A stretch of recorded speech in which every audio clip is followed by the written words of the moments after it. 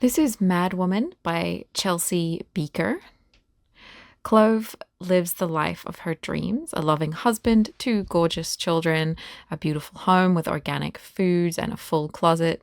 But the fears of her secret past coming to light or history repeating means she compulsively takes supplements and uses affirmations and impulse buying to keep the lies she's told in place. The truth is that she grew up in an abusive home and what she ran from is about to catch up with her when she gets a letter from her mother in prison. This book takes place mostly in the present in Portland, but spools back to the past when Clove was growing up, partly in Waikiki. The memories are woven seamlessly into the present, so it's not really a dual narrative style book, which is great because I feel like sometimes those are a little bit overdone lately. The book is in first person, with Clove talking or narrating to her mother, who is referred to as you. I liked that this helps show the reader that the past is always the present when you're dealing with unprocessed trauma, and how abusive family systems create highly enmeshed family bonds. But it sometimes was a little confusing for sentence structure. Sometimes when she's like, you did this, it's kind of like, wait, who did this? You know? Chelsea Bieker is the award-winning author of the debut novel Godshot and the short story collection Heartbroke. Like the main character in this book, she lives in Portland with a husband and two children, and she hails from Hawaii and California.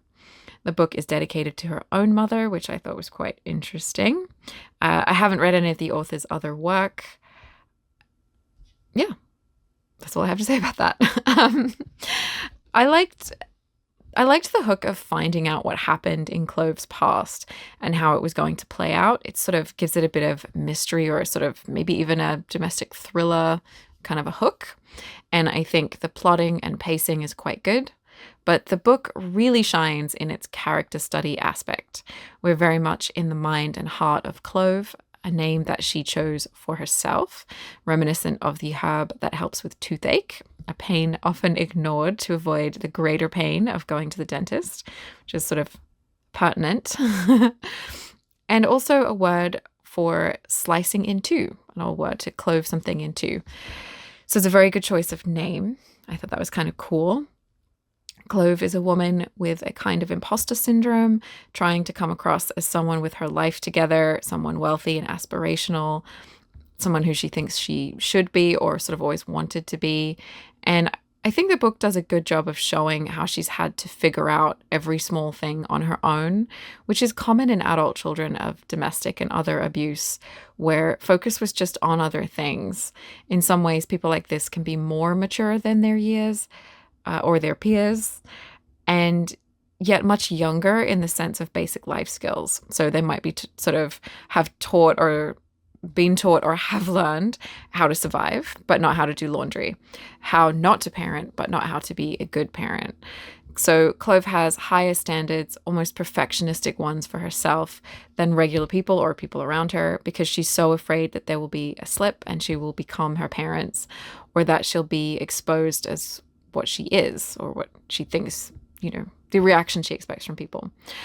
I also noted that the author gave Clove a strong sense of shame around what happened, and that she started lying about having an abusive past because people treated her differently or looked at her differently, maybe thought sort of less of her or pitied her or just didn't understand her.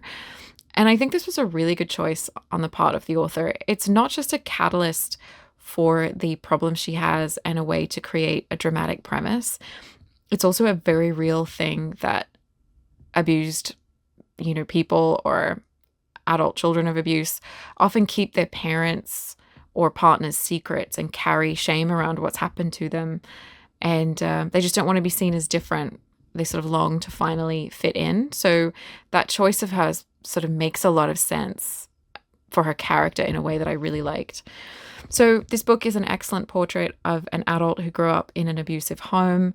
But Clove herself can be a little bit grating. It didn't stop me from liking the book as a whole or even having a lot of sympathy for her, but I did feel very sorry for her husband every now and then, who seems like quite a lovely person generally, and she really puts him through it in this book.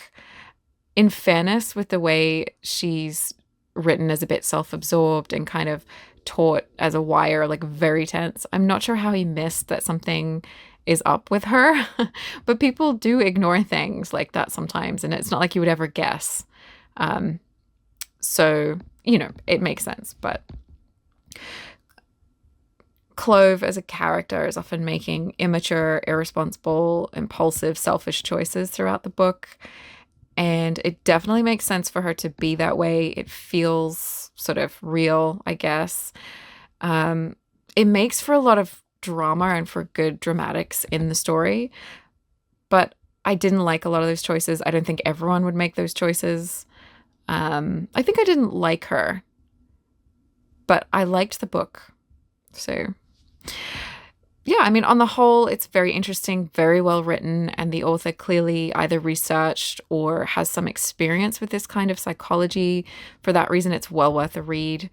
I think the ending was perhaps a little bit too neat and tidy, like maybe too much of a happy ending, but perhaps a more realistic ending actually would just be depressing. I don't know. So this one is for you if you like interesting, sort of messy female leads and a bit of drama and mystery where you kind of want to read to find out a little bit, a little bit more of the secret or that kind of thing, a little bit more being revealed as you read along. It's a good psychological portrait too. But I will say if domestic violence, abusive home life, any of that kind of stuff is a little bit too dark for you, then this book may not be for you for that reason. So just, make a sensible choice for yourself there. But it is a very good book, and thank you to HBG Canada for the copy of this book to review and share with you guys.